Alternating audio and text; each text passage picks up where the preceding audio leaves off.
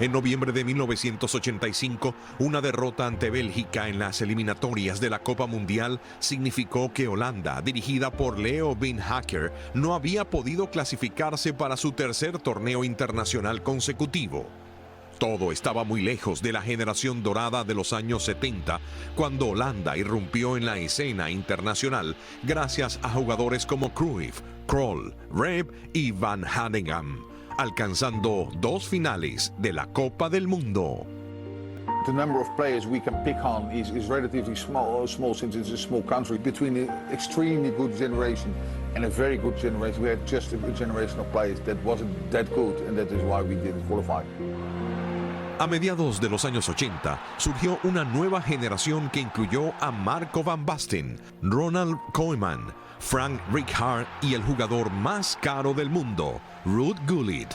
He was physical, very strong, he was fast, and from his position it was maybe the strongest and the best player in the world. A big guy and standing in a row to walk on the pitch, and you have Gullit in the team, that's a big advantage. El compañero de equipo de Gullit en el Milán, Marco van Basten, también fue un jugador clave para los holandeses. He gave us the boost that we needed as a, I think he was excellent. I just did everything to give him the ball as much as possible. Rinus Michels, el técnico holandés a partir de 1974, fue electo para moldear el indudable talento disponible. Bajo Michels no iba a haber ninguna repetición del fracaso de clasificar. Los holandeses encabezaron su grupo con 6 victorias en 8 encuentros, asegurando su lugar en el Campeonato de Europa de 1988, y en el periodo previo al torneo muchos de la escuadra holandesa habían ya saboreado el éxito a nivel de clubes. Before the tournament I had a great feeling because with PSV we won the Champions League, the European Cup. So we were already over the moon. And looking forward to the tournament. De jongens brengen toch een bepaalde ervaring daardoor mee. Doordat ze de Cup, de Europa Cup 1 toen gewonnen hadden. En dat geeft de jongens als ze terugkomen natuurlijk toch een hele bepaalde vertrouwen. En dat is iets moois. 5 of PSV players won the championship van Basten and Gullit. They came in the group as Italian champions. Erwin Koeman, he won the Cup Winners' Cup. So we had a winning feeling when we came together. En el campo de entrenamiento antes del torneo, los jugadores holandeses y su entrenador Rinus Michels se encontraban con un ánimo relajado. Beschikte ik over een uitstekend potentieel. Maar ik had dus vooral een uitgebalanceerd groep spelers. We hadden dus voor het defensieve, opbouwende en aanvallende deel goed uitgebalanceerd geheel. The only one who had the experience was Rinus Michels, our coach. And we look up to him because with all his charisma, with all his experience. Los holandeses llegaron al estadio Mongerdorfer en Colonia para su primer partido de grupo, seguidos por miles de sus simpatizantes vestidos de color naranja. Su rival fue la Unión Soviética, dirigida por el gran Valery Lobanovsky. En dan speel je gewoon heel goed. Je speelt heel goed. Alleen het probleem was, we scoorden niet. We were attacking quite a lot, and we knew that Russia was quite a counter team on the counter attack. Michels warned us for that, and it did happen. What Michels said, one good counter attack. Rats from the left, a good diagonal shot, and after that we had some chances as well. So. Even though we were warned for the strength of Russia, we felt for it. We didn't play that bad, but we lost the first game. And normally, you have a lot of critics, but after that game, and it started with our coach, Michels at the time, who said, we lost, but we have to go on. No problem. We are playing a good game, so it will come. It will come. So that gave a lot of confidence instead of yelling or criticism of his side. He was calm, and he knew that we were willing and able to do the job. So I think that was a very important moment. Rinus Michels was niet zo'n man die gauw in paniek raakte. Je zag en kon aan hem niet zien van of hij onder druk stond of hij zenuwachtig was. En zo bracht, als je dat ziet aan een trainer, word je zelf ook rustig. Michels había tomado una decisión valiente en el primer partido, dejando fuera a Marco van Basten del once inicial. I wasn't really completely fit when I started the tournament. That was also the reason where there was some discussions that I had to come with the national team or to stay at home. Johan Cruijff, he wrote in the newspaper that he didn't understand that Marco was staying at the team when he wasn't playing. And I know there was a talk between Michels and Marco, and Michels said, listen, I can't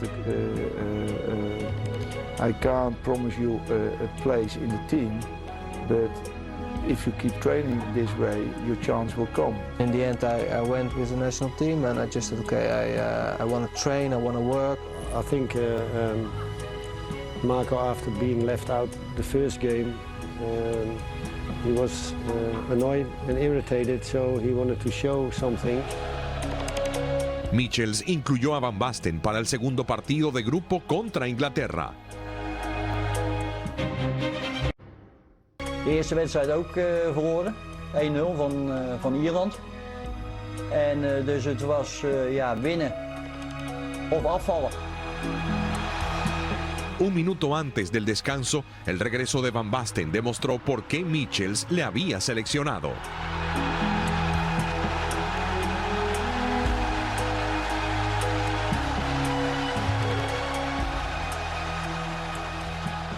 Marco made the difference with a magnificent dribble, not an easy chance.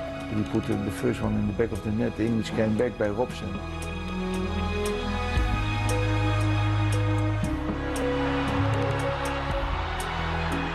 Inglaterra estaba de vuelta en el juego, pero ese fue un día en que Van Basten estaba decidido a dejar su huella.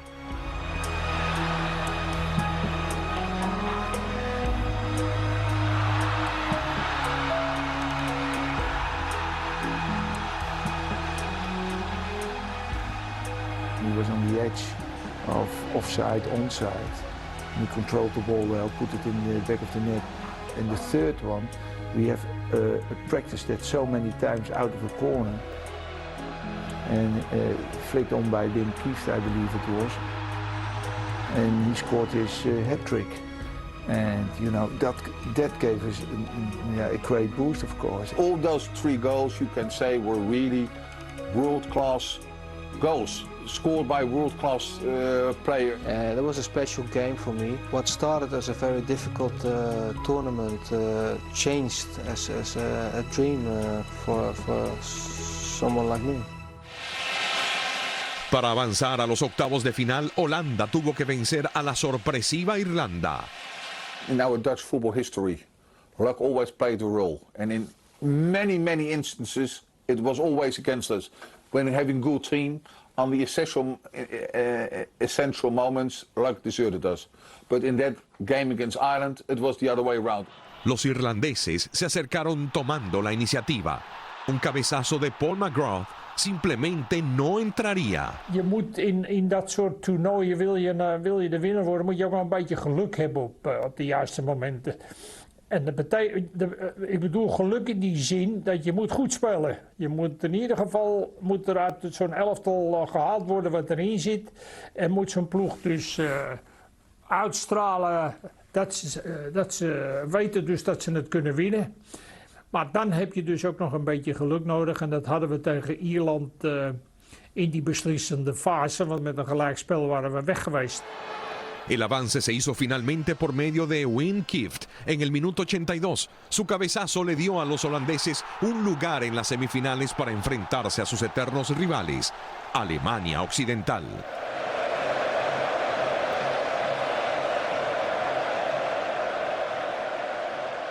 Years ago, people here in Holland always wanted to talk about things that happened in history, the war. También estaba el pequeño detalle de la final de la Copa Mundial de 1974, cuando Alemania venció 2-1 a un equipo de Holanda dirigido por Rinus Michels.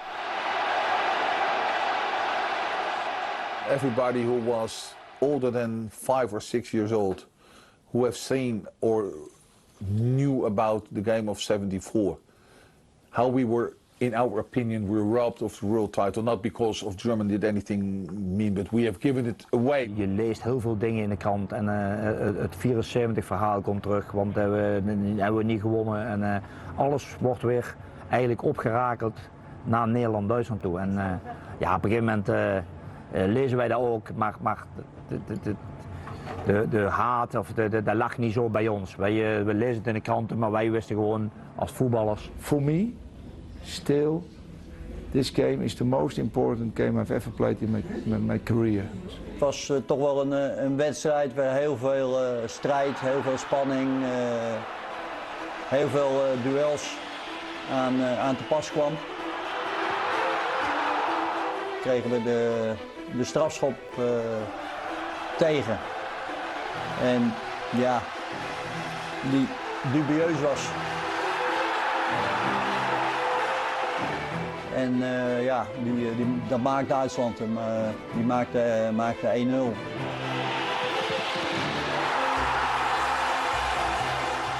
Onze tijd werd ook wel, denk wel een beetje geholpen door de scheidsrechter.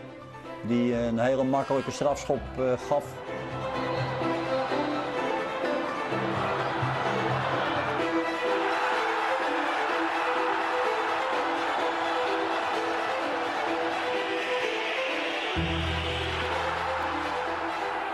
Toen hadden we wel zoiets van, dat zag je ook in de groep, toen straalde er wel iets uit en toen werd het ook steeds feller in de duels. Dat je toch wel in de gaten had van ja, we kunnen hier iets neerzetten. It started from the back and everybody was moving and I was standing in the gap and Ronald Koeman find the gap and it was 2-3 passes and we were in front of the goal of Germany. So I think it was good football play and the pass at the end was the most easy to play it in front of Marco.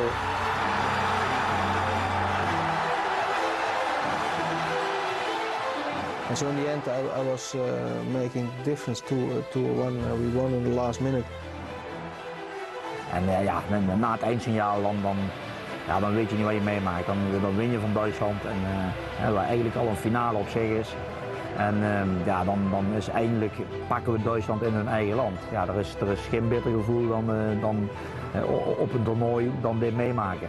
En dan het feest daarna, dat is gewoon, ja, je kunt weer niet te lang feesten, want het is ook weer dat je de finale staat te wachten. Everybody was happy that we won against Germany. I was happy because we went to the final and that was something what was for me important. And yeah, the fact that we were winning against Germany, okay, that is something what gives more to the victory, but I think it's more important to play in the final.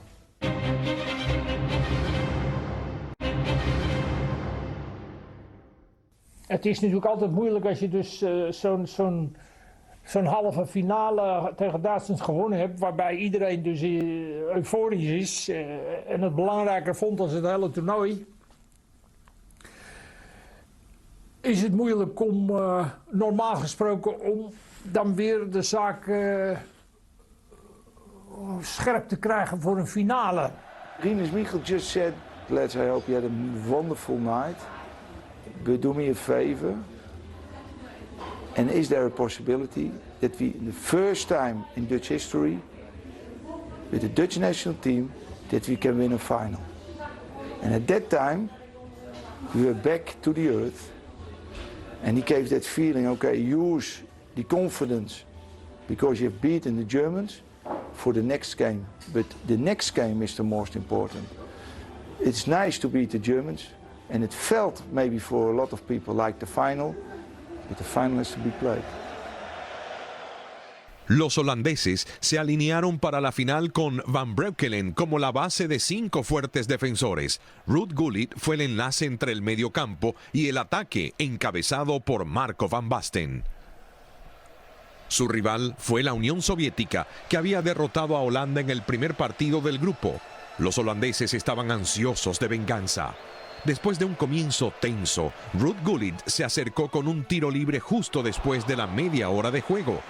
Y desde el saque de esquina, the Russians headed it out, and Koeman brought it in again, and then Van Basten headed it back to Gullit, and the power he headed the ball was great.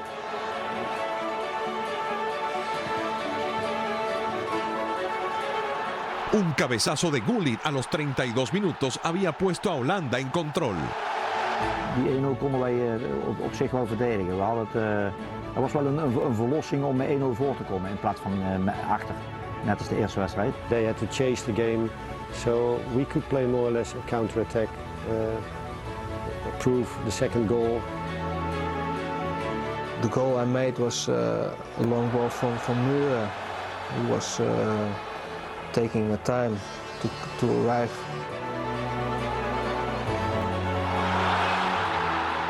And I didn't really want to make different things because I was a little bit tired already. So when I had to stop the ball and then to dribble or making other things, I just give it a try and it went out in a special way in the goal.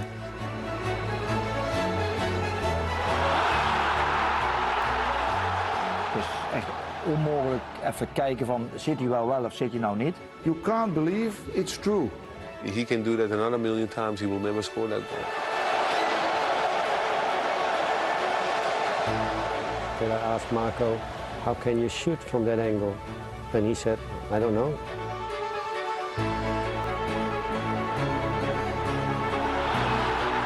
Marco made something out of it that was something to remember, and nowadays people still talk about it. Con el 2-0, los holandeses tenían una mano en su primer trofeo, pero los soviéticos recibieron una mano amiga. I wanted to be close to the ball. So I went for the ball and my timing was okay. And I punched the ball towards the corner flag.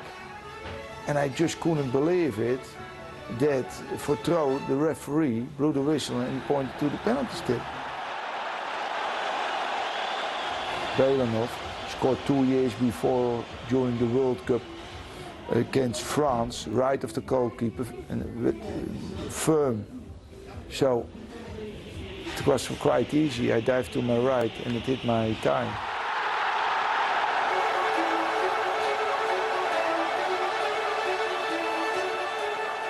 I was shaking like every journalist because it was clear that it was going to happen. The last 20 minutes Holland played in a team that couldn't lose the game anymore. Holanda había ganado por fin una final en un torneo internacional. Ellos eran los campeones de Europa.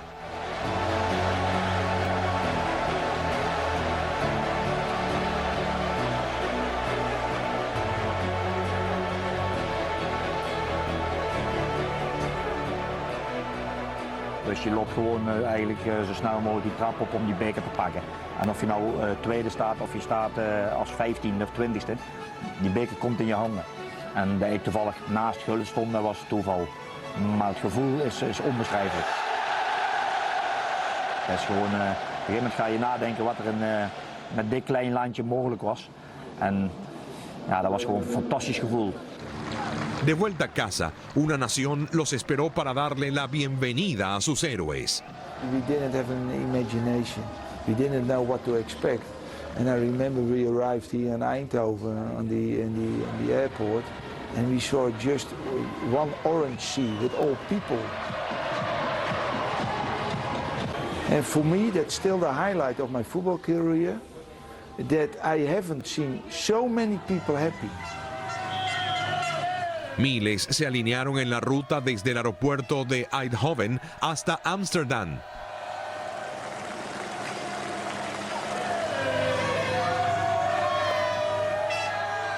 And it didn't dare if you were supporting Ajax, Feyenoord, PSV or another club. What kind of religion you were preaching? It didn't what for skin, color of your skin was. We were just one happy family.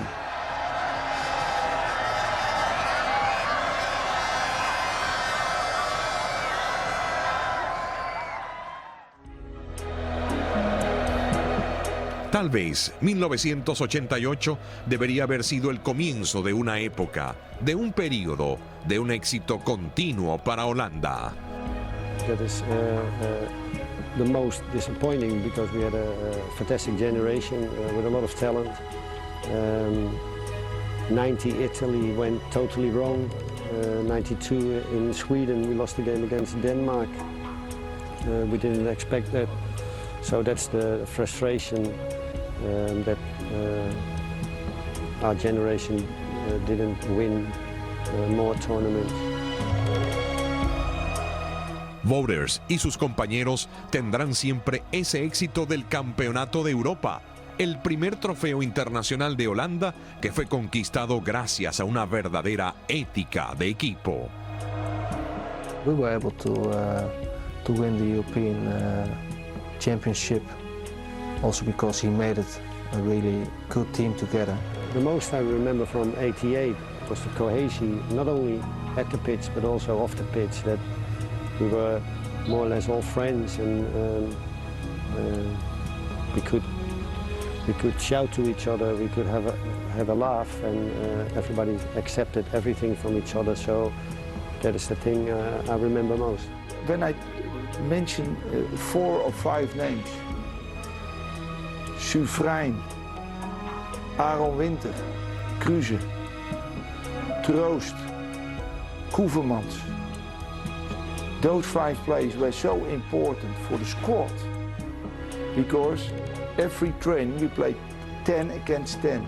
They kept us very sharp and agile and motivated, and there was no time to relax.